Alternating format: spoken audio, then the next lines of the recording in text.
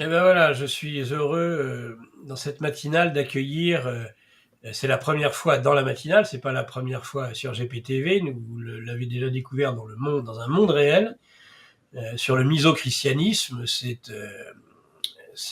un de ces dadas, si j'ose dire, ce qui n'est pas étonnant, hein, puisque nous avons affaire à un professeur agrégé des facultés de droit à l'université Paris 1 Panthéon-Sorbonne. Il est spécialiste aussi franco-arménien du droit canonique, arménien, byzantin, de l'Antiquité et du Moyen-Âge. Voilà, il travaille sur les religions, le droit, la politique aussi. Évidemment, il a des lumières sur l'ensemble de ces sujets, Aram Mardi-Rossian, et donc nous sommes très heureux de l'accueillir dans cette matinale. Bonjour, bonjour Aram Mardi-Rossian, bienvenue. Bonjour, bonjour Nicolas Stocker, bonjour, ravi d'être là. Eh bien écoutez, on est ravis, c'est un ravissement réciproque en nous. Nous allons parler aujourd'hui d'abord de la situation au Proche-Orient qui ne cesse d'entrer dans une escalade. On rappelle quand même, en propos liminaire, comme a pu l'expliquer Régis Le Sommier samedi dernier sur Radio Courtoisie dans le livre journal de géopolitique profonde que vous pourrez avoir en exclusivité dimanche à 9h sur GPTV, la chaîne principale, avec l'enregistrement et les caméras de Radio Courtoisie sur GPTV. Donc ne manquez pas la revue de presse et surtout la longue interview de Régis Le Sommier traitant de l'Iran, traitant de Gaza, traitant du Sud-Liban, enfin du Liban, et de la situation en général au Proche-Orient. Là, c'était des éléments factuels d'un grand reporter. Là, on est avec un professeur de droit universitaire, quelqu'un qui connaît le droit international public, et ça va être le premier thème, je dirais le chapeau principal. Alors, Aram Mardi-Rossian, ça y est, le Conseil de sécurité de l'ONU va se réunir à la demande expresse de la France. On a l'impression qu'on rentre enfin, après que des dizaines de milliers de personnes aient été massacrées, d'abord à Gaza, et puis maintenant ces bombardements massifs dans le sud du Liban, par Israël. Est-ce qu'on rentre enfin, est-ce que le droit international public, le respect du droit, la recherche systématique de la paix va pouvoir enfin se mettre en place? Ou est-ce que ce que l'on constate et ce à quoi on assiste au Proche-Orient depuis maintenant bien longtemps montre justement le côté totalement inopérant de ce droit international public? Donc j'aimerais déjà un chapeau général à sur cette thématique générale du droit international et du respect par les belligérants. Bien. Alors, bien sûr que non, que ce que l'on appelle le droit international public, vous avez bien raison de préciser public par rapport au droit international privé, qui lui concerne uniquement les rapports entre personnes privées, alors que le droit international public, en principe, concerne les rapports entre États. Bien sûr que non, que ce droit international public, s'il existe, parce que de mon point de vue, à la fois il existe et il n'existe pas, ne va pas s'appliquer. Mais comme prolégomène, je voudrais dire quelques mots plus généraux avant de rentrer dans le vif du sujet, y compris s'agissant du droit international public. D'abord, que ce soit pour ce conflit au Moyen-Orient ou au Proche-Orient, selon l'appellation qu'on donne, ou que ce soit n'importe quel autre conflit, ou d'ailleurs n'importe quel autre sujet, il y a, je dirais, deux approches qui peuvent se mêler et en même temps qui ne sont pas tout à fait les mêmes. Il y a d'une part l'approche purement, dirions-nous, factuelle, vraiment factuelle des faits, froide, que certains diraient objective. Et ensuite, ou à côté, il y a l'approche plus partisane où, selon ses sentiments, qu'il en est, ses origines, ses désirs, l'on prend plus ou moins position. Et on a souvent tendance, volontairement ou involontairement, à mêler les deux.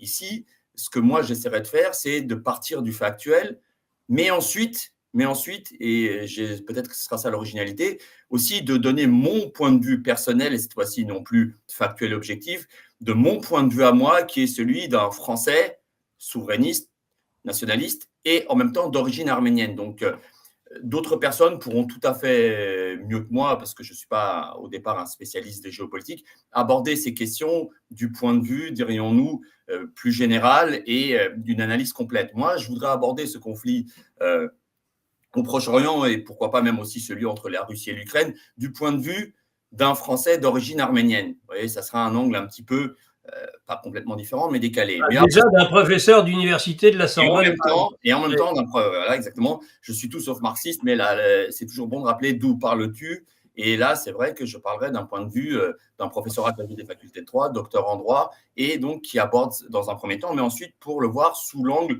que je viens de vous dire. Mais quelques mots plus généraux. D'abord, il faut bien savoir, il y a une phrase d'un penseur maghrébin il y a quelques décennies, je pense, enfin, il y a débat sur l'auteur précis, mais qui disait « Il n'y a pas de peuple colonisé, il n'y a que des peuples colonisables ». C'est très dur. Colonisable. C'est très dur à entendre, mais c'est malheureusement la réalité. En réalité, l'histoire des civilisations, depuis on peut les identifier, et même avant, si on remontait à des formes d'organisation plus rustres, c'est la guerre. La guerre, c'est la règle. Et ce qu'on appelle la paix, ou plutôt des trêves, arrive de temps en temps. Alors, il n'y a pas des guerres tout le temps, mais les sociétés, les civilisations, plus tard les États-nations, les royaumes, les empires s'affrontent régulièrement. Et ce qu'on appelle les relations internationales, ou encore la géopolitique, les deux, ce n'est pas tout à fait la même chose, mais ici, on va prendre comme tel, c'est un monde de fer et de feu. C'est un monde de carnivores très violents. Et si vous avez le malheur, pour des tas de raisons, que ce soit par impréparation, par naïveté, ce qui est un crime ou autre chose, d'être un herbivore, vous risquez de vous faire manger tout cru. Donc, c'est pas risqué, c'est que vous vous faites manger tout cru. La première chose qu'il faut bien avoir en tête, et c'est pour ça que beaucoup de gens disent « Ah oui, mais ce n'est pas juste, ah oui, mais c'est terrible ». Bien sûr que c'est terrible. Bien sûr que les relations internationales sont constellées d'événements terribles, injustes. Mais c'est ainsi. Bisounours, s'abstenir. Et c'est là qu'intervient une autre supercherie, de mon point de vue. Et vous voyez, c'est vrai que, étant professeur de droit, ça peut paraître curieux ce que je vais dire, ou pas, ou au contraire, pas du tout. Le droit international public est une vaste hypocrisie, globalement. C'est une immense hypocrisie.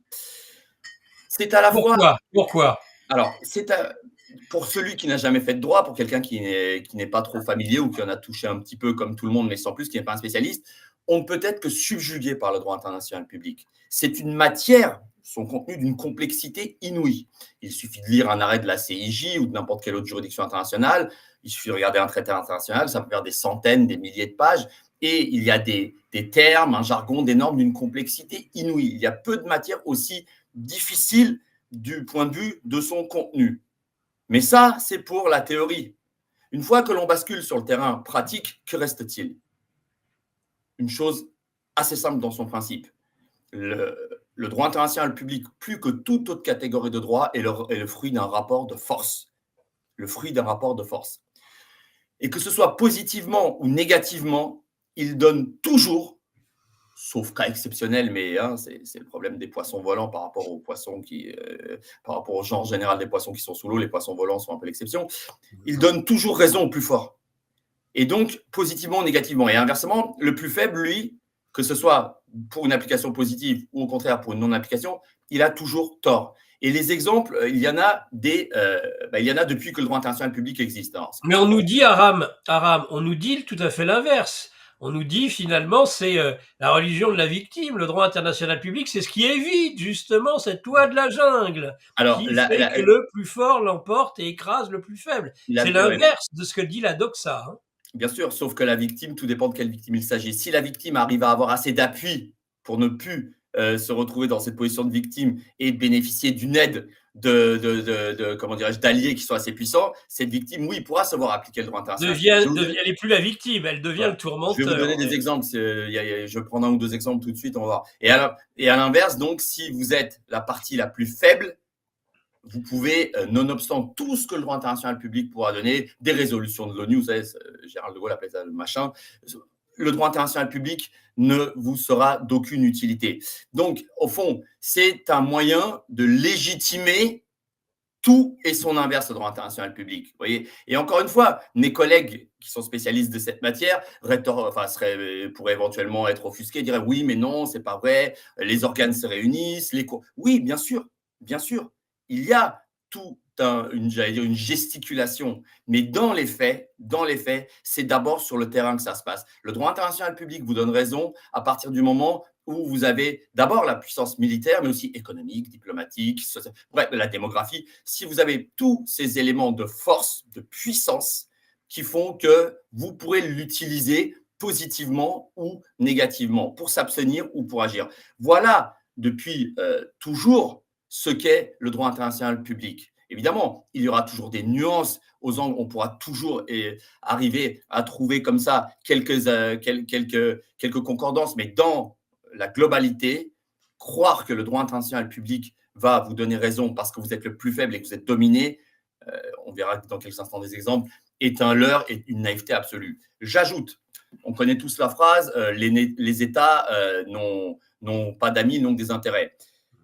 C'est très vrai, mais c'est incomplet, il faut aller plus loin que ça. Le problème, c'est qu'aujourd'hui, alors ça a toujours été le cas, mais aujourd'hui, peut-être plus que jamais, certains États, au-delà des intérêts, ne sont même pas, comment dirais-je, ont des dirigeants qui ne servent même pas leurs propres intérêts. C'est-à-dire, il y a une autre étape. Outre le fait qu'un État, évidemment, on n'a pas de sentiments, et peu importe qu'il y aura des morts en face ou ce que vous voulez.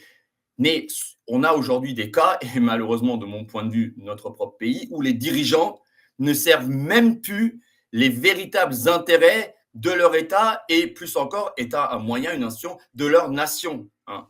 Alors, vous allez me dire, qu'entendez-vous par intérêt d'un État ou d'une nation? Bah, de mon point de vue, l'intérêt d'une nation, c'est sa prospérité, sa puissance, sa sécurité, sa stabilité, et dans ce monde de carnivores, à minima de se faire respecter, et le cas échéant, face à des ennemis qui lui veulent du mal, de répliquer, pourquoi pas de prendre le dessus. Vous voyez, encore une fois, la paix, c'est bien gentil. Si tout le monde veut la paix, oui. Si sur les à peu près 200 pays, un peu moins que compte l'ONU, il n'y avait que des États qui veulent la paix en permanence et qui ne souhaitent pas dominer d'une manière ou d'une autre leurs voisins, bien sûr que la paix, c'est l'état idéal. Moi, je suis le premier à vouloir la paix. Mais ce n'est pas le cas et ça ne sera jamais le cas. Ce ne sera jamais le cas. Donc, Mardi oui. Rothschild, est-ce que dans vos propos un peu qui peuvent désarçonner en effet ceux qui croyaient dans le droit d'ingérence, parce que c'est aussi un des effets du droit international public. Hein. On a pu le voir, on pourra dire quelques mots peut-être de l'ex-Yougoslavie qui a marqué hein, un moment fort où eh bien, on a attaqué, on a essayé de faire respecter un certain nombre de droits des minorités. Ça fait partie aussi de ce droit international public dans sa phase au tournant du XXIe siècle, une évolution de ce droit international. Donc ça, déjà, j'aimerais commencer peut-être par évoquer cette évolution et ses conséquences, par exemple, dans les Balkans au tournant du XXIe siècle. Et après, j'aurai une question plus précise vous concernant. Bien sûr. Alors, effectivement, après, notamment, un moment clé hein, pour tout ce qui se passe aujourd'hui, la chute de l'Union soviétique et de ce qu'on appelait le bloc de l'Est, évidemment, le monde occidental, qui était l'un des protagonistes principaux de ces affrontements, a vraiment commencé à prendre le dessus ou penser qu'il allait vraiment pouvoir prendre le dessus. Et à ce titre-là, le fameux droit d'ingérence n'est qu'une création supplémentaire pour légitimer telle ou telle action de tel groupe, ici notamment de l'Occident. Le cas typique, c'est évidemment la Yougoslavie, c'est le cas des Balkans, et le bombardement de Belgrade pendant 78 jours en 1999, qui, du point de vue du droit international public, si on le regarde un peu plus froidement, pourrait largement être considéré comme non légitime. Mais là encore, l'OTAN, les États-Unis, et malheureusement aussi, ça, là, je donne mon avis, malheureusement, notre pays a participé à cette ignominie qui a été, de mon point de vue, le bombardement et la destruction de la Yougoslavie et plus spécifiquement de la Serbie.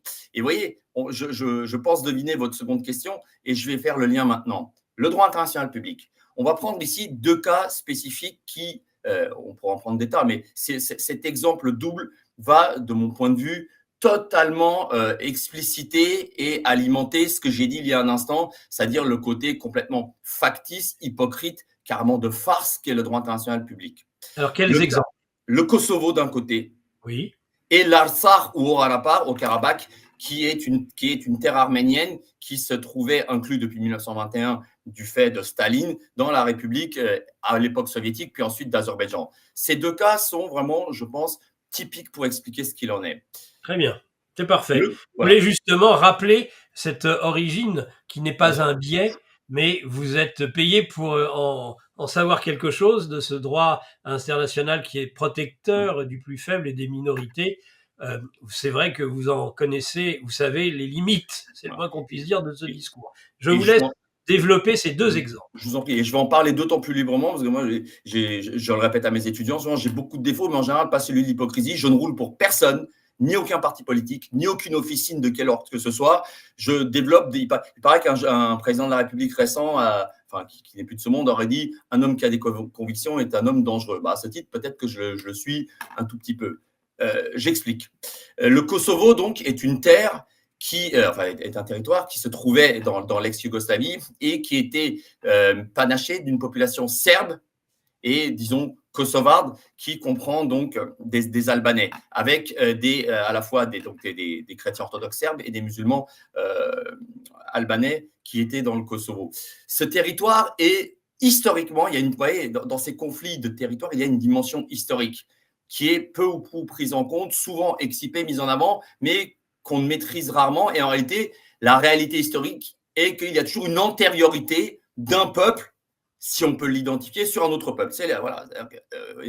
Les Gaulois étaient là avant les Francs, etc. Voilà. Là, dans le cas du Kosovo, donc évidemment, les Serbes avaient une antériorité, de présence historique. Et ensuite, à partir de 1389 et la bataille de Kosovo-Polier, les Ottomans ont mis la main sur ce territoire, et je passe très vite, je ne vais pas rentrer dans les détails historiques, mais ça a fait partie de l'Empire ottoman. Puis ensuite, à l'issue de la Première Guerre mondiale, les Serbes ont pu se libérer. Ce territoire, donc, a fait l'objet d'un conflit à partir de la chute de l'URSS. Là aussi, l'histoire est connue, je ne rentre pas dans les détails.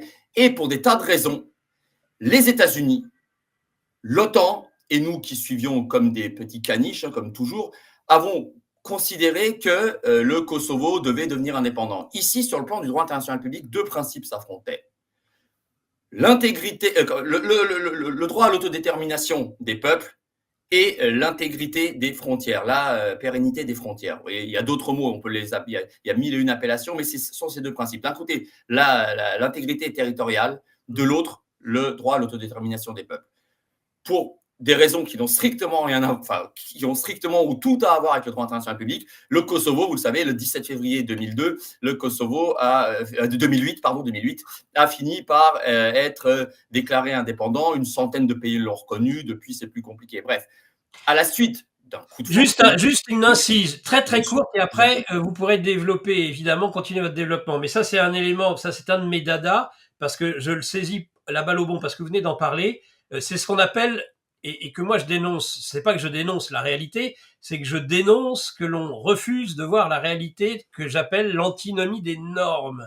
Vous avez des normes contradictoires sur lesquelles on va arbitrer par pur opportunisme, qui est la même chose que le droit du plus fort. C'est-à-dire qu'en effet, intégrité territoriale ou droit des minorités. Dans un cas, avec le Kosovo, on va appuyer sur les minorités, et puis inversement, quand on va être dans le Donbass, on va parler d'intégrité territoriale. Ce sont les mêmes, mais selon leur opportunité du moment, ils vont plutôt préférer, parce que ça les arrange, de concevoir tel droit que tel autre. Vous avez la même chose systématiquement avec le droit, et je pense qu'en tant que professeur de droit, vous le savez bien, c'est de la philosophie du droit, c'est-à-dire que de toute façon, il y a toujours cette antinomie des normes, par exemple, et je m'arrêterai là, parce que c'est pas moi l'invité, entre la liberté et la sécurité. Ce sont deux valeurs considérant le droit constitutionnel et les droits de l'homme. C'est aussi important la liberté que la sécurité. Mais alors, dans un cas, on va plutôt privilégier la sécurité, lorsque c'est la crise sanitaire, comme par hasard, et puis la liberté, évidemment, de franchir les frontières lorsque c'est l'immigration. Je m'arrête là. Non, mais évidemment, c'est de l'opportunité. On va solliciter le droit qui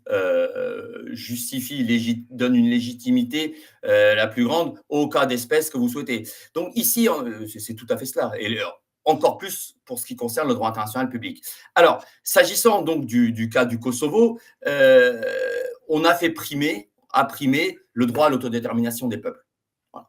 Parce que, évidemment, les États-Unis, pour, affaiblir la Serbie et par là affaiblir la Russie, parce qu'évidemment, la Serbie était vue, à juste titre, est vue comme un allié d'une manière ou d'une autre de la puissance russe. Nous sommes en 99, nous sommes à un moment où la Russie est encore dans une phase descendante, même si elle va commencer à réamorcer à partir des années 2000 une phase d'ascension nouvelle.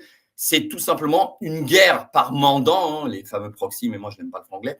Donc à partir de là, c'était tout à fait logique, cohérent que sur ce terrain-là, comme sur des tas d'autres, il y ait cet affrontement. Vous voyez, là encore, la naïveté ne sert à rien. Et le droit international public, qu'il donne raison ou pas, quelque part. S'il peut donner raison, c'est encore mieux, comme ça on a une légitimité. Mais au fond, dans certains cas, même si la violation est trop flagrante, on fera quand même, parce que ce n'est pas grave. D'abord, il faut à faire avancer ces projets militaires, politiques et autres. Le cas inverse, et c'est pour ça, quand je dis que j'ai des convictions, c'est que là, à partir d'une observation, comment dirais-je, froide des choses, je peux prendre parti, et là je prends parti bien sûr, c'est le cas de l'Artsakh ou du Haut-Karabakh, ou du Haut-Karabakh, qui est quelque chose de moins connu, qui est une terre arménienne qui, par les hasards de l'histoire, s'est trouvée inclus dans la République d'Azerbaïdjan. Là aussi, l'histoire le montre, je veux dire, il faut être un stipendié par le régime de Bakou ou un historien de carnaval pour nier le fait que c'est une terre arménienne depuis entre 2500 et 3000 ans. Cette terre arménienne a fini par subir entre 2020 et 2023 une épuration ethnique totale. C'est-à-dire que les 150 000 habitants qu'il y avait là en 2020 ont été en 2 temps totalement chassés, je dirais même, comme le disait le président de l'Azerbaïdjan Aliyev, chassés comme des chiens de leur terre, comment dirais-je, ancestrale, accompagnés de massacres, d'actes de barbarie, de tout ce que vous voulez. Il y a aujourd'hui en plus plusieurs dizaines de prisonniers totalement illégaux, mais l'illégal ne veut pas dire grand-chose, retenus à Bakou. Et pour faire bonne mesure, les hommes, les femmes ayant été chassés comme des chiens, je reprends les paroles d'Aliyev, le président de l'Azerbaïdjan, maintenant il s'attache à faire ce qu'il a fait sur d'autres terres arméniennes, notamment le Nakhitchevan, à détruire tous les édifices jusqu'au dernier. Là encore, ce conflit entre l'Arménie et l'Azerbaïdjan, les Arméniens du Haut-Karabakh et les Arméniens en général, et les Azéris et les Turcs, mais aussi, on y reviendra, Israël derrière, a pour, comment dirais-je, pour cause, une des causes, pas la principale, une dimension religieuse. Les Arméniens sont chrétiens, les Azéris sont musulmans chiites, les Turcs sont musulmans sunnites. Mais là, la dimension religieuse, même si elle existe, ce n'est pas la chose la plus importante. Il y a d'abord quelque chose de très important. Et ça aussi, je veux le dire, ce n'est pas uniquement le cas dans ce conflit entre Arméniens et Turco-Azéris, mais c'est quelque chose qu'on a du mal à concevoir en Occident. Il y a une dimension de haine réelle. Réelle. C'est-à-dire que pour des tas de raisons historiques qui remontent à l'Empire ottoman et qui se sont vraiment, qui ont été, j'allais dire, couronnées au sens le plus négatif du terme avec le génocide de 1915, il y a une haine raciale, au vrai sens du terme, des Turco-Azéris envers les Arméniens. Il y a une haine, une volonté, au fond, de les éradiquer en considérant la présence des Arméniens comme une erreur de l'histoire. Ils ne devraient plus être là. Depuis des siècles et des siècles, où, dans le cadre de l'Empire ottoman, puis de la République kémaliste, etc., ce monde turcique s'était complètement étendu dans cette zone. Les Arméniens demeurent comme une chose un petit peu erronée, une espèce d'anachronisme. Et donc, il y a cette volonté de destruction totale. Là aussi, j'aimerais bien qu'on me dise « Ah oui, mais c'est parce qu'il est d'origine arménienne qu'il invente ces choses ». Je vous invite à aller lire des manuels de petits écoliers, de maternelle, de primaire ou d'âge plus avancé. En Azerbaïdjan, vous verrez ce qu'on raconte dedans. Les Arméniens sont qualifiés de virus, de microbes, de chiens. Ils sont animalisés. Au fond, je vais terminer sur ce point-là avec 2-3 points rapidement, sur 2-3 choses. Il y a une volonté d'éradication totale. L'Artsakh, je vais revenir dans un sens sur le droit international public, mais l'Artsakh a été vidé de sa population arménienne. Pour la première fois depuis plus de 3000 ans, il n'y a plus d'Arméniens dans ce territoire. Mais il y a plus que cela. Il y a une volonté de la part de l'Azerbaïdjan et de la Turquie de mettre la main sur ce qui reste, c'est-à-dire la petite république d'Arménie de moins de 30 000 km². C'est-à-dire que d'une manière ou d'une autre, et là, ça rentre dans un jeu plus complexe avec toutes les puissances régionales, Turquie, Iran, Israël, Russie, et donc il y a eu cette espèce de tentative, surtout aujourd'hui dans ce moment de tension extrême, pourquoi pas de relancer les choses et d'en terminer après l'Artsakh avec toute l'Arménie. Mais j'ajoute, pour dire encore 2-3 mots, et à revenir vraiment au droit international public. En Occident, on a entendu par rapport à ces événements d'Artsakh des cris d'orfraie ou même des larmes, dire « Ah, c'est malheureux, la France vient au soutien de l'Artsakh et de l'Arménie, etc. » Sauf que ceci est une vaste blague, parce qu'on le verra peut-être tout à l'heure aussi, l'Occident et notamment malheureusement notre pays n'est plus vraiment souverain. Et on le voit à côté des belles paroles et de quelques actes comme ça, pseudo-militaires, on livre quelques armes. L'Union européenne, avec l'inénarrable Madame von der Leyen, commerce des hydrocarbures avec l'Azerbaïdjan. D'ailleurs, majoritairement de l'hydrocarbure russe, ce qui est un comble. Et puis, comme vous le savez, moi, je vous prédis qu'il n'y aura aucune attaque de l'Azerbaïdjan sur l'Arménie, au moins jusqu'au mois de novembre. Savez-vous Pourquoi? pourquoi? Parce que du 11 au 22 novembre, la COP 29, hein, là aussi, il y aurait beaucoup à dire sur ces histoires de COP, mais passons. La COP 29 se tiendra à Bakou, en Azerbaïdjan. L'Azerbaïdjan, qui par ailleurs est un pays pollueur sans nom, puisque sa principale ressource, c'est l'hydrocarbure, qui lui a permis d'ailleurs de s'armer lourdement et de remporter ses guerres. Alors, pour finir sur ce point-là, vous avez la victimisation, il n'y a rien de pire. Hein, je vous ai dit tout à l'heure, pas de peuple colonisé que des colonisables. Vous savez ce que fait votre ennemi. Vous savez, Nicolas, à chaque émission, on cite Julien Froneman, vous l'avez remarqué. L'ennemi vous choisit.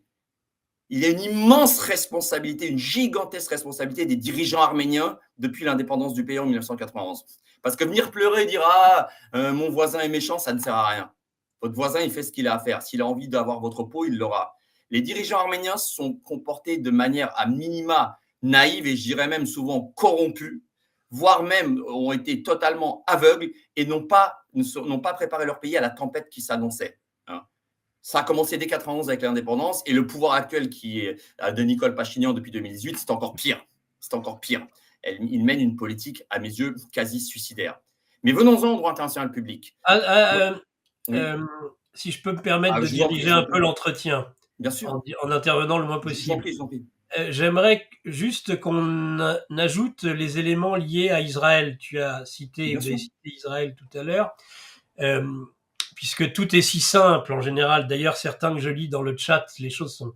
Tant mieux, je suis content pour eux si les choses sont si simples dans leur tête. Tant mieux, qu'il n'y ait pas trop de confusion en tous les cas. Mais de la confusion, il y en a partout. Et c'est étonnant de voir ce qui se passe avec Israël qui soutient les turco-azéris musulmans. Par ailleurs, contre la petite Arménie, dans une logique face à l'Iran. Est-ce que sur cet ensemble-là, on pourrait voir ce qui me paraît quand même très confus, pour ce qui me concerne, mais j'ai certainement tort. Non. Alors, vous le savez, aujourd'hui, Israël et le Hamas, je ne parle pas du peuple palestinien dans son totalité, c'est que le Hamas sont en guerre, dans une guerre totale, même si par le passé, le gouvernement actuel, ou du moins au-delà du gouvernement Netanyahou, a pu tout faire pour aussi favoriser l'expansion du Hamas.